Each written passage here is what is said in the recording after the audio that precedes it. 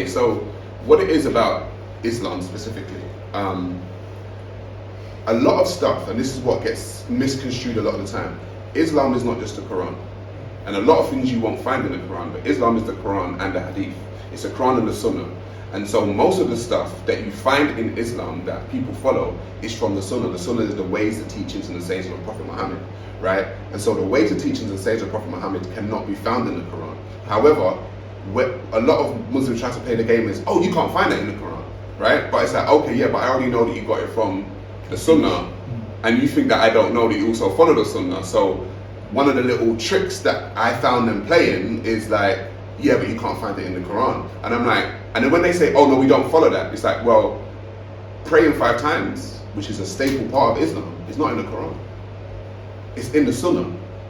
So when they try to tell you, oh no, we don't, it's like, well, then you don't pray 5 times a day. We all know they pray 5 times a day, but they don't get that from the Quran. There's a lot of things that Muslims do that is not it's not in any way, shape, or form. So the disrespect thing you're talking about, the Prophet Muhammad owned black slaves, traded black slaves, said that Allah's most hateful creation was a black man.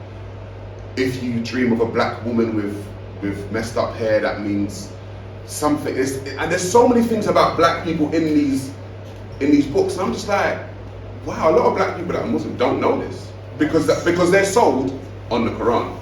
That's what they bring to. They don't sell them on the other stuff. But it's like, I think anytime when it comes to religion, I've said to black people, you can follow what you want, but I'm just saying you got to read all the small print. You can't just get into something and then when someone challenges you on it, you just get upset and angry. And that's what I found, because I said the credible threat on my life when the peace came to me, I found that it was another black Muslim that was going to do something to me. And I said, isn't that interesting that Islam's got another black man coming for me as another black man to just be a statistic? Do you know what I mean? Because that just would have been black on black crime, blah, blah, blah. But I'm saying, but the religion got you doing that now. Do you know what I mean? Because we do that to each other anyway. Do you know what I mean? Over anything. But I'm like, oh, the religion's got you doing that to me now. That's very interesting.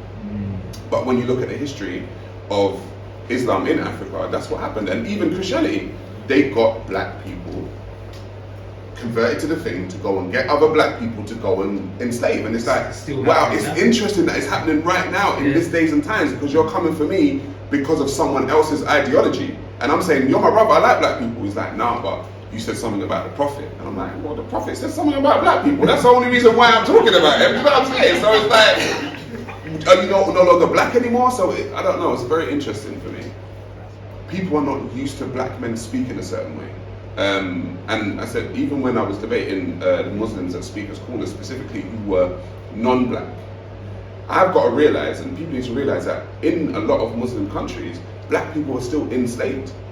They're still slaves. So they're thinking a certain thing about black people, and then this black guy is talking to them like, they're thinking, who's this nigga think he is? But they're not going to say that. Do you know what I mean? It's just like, on top of me questioning their religion, it's a black man questioning their religion, and they're used to, and a lot of the times, and I've said this to a lot of people that convert to it, I've got family who are Muslim and all this kind of stuff. A lot of black men convert to Islam and then become docile little puppies, but they've got nothing but smoke for other black men, right? They've got smoke for other black men, but the Arabs and the Pakistanis and everything's the Aki this and my Aki that. It's like, you couldn't even marry his daughter. You couldn't marry that man's sister.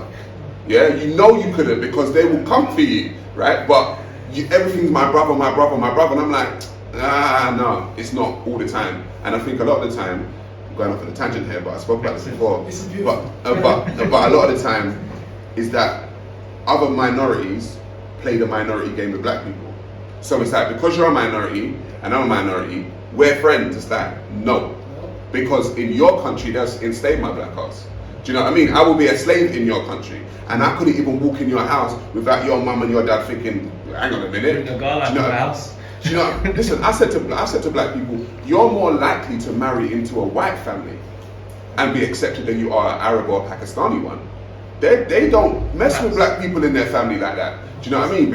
And I'm like, listen, we need to understand that not everyone that is a quote unquote minority. You think you can marry a Chinese into a Chinese family with your black self? I couldn't marry no Chinese woman. I'm not saying that I want to, but.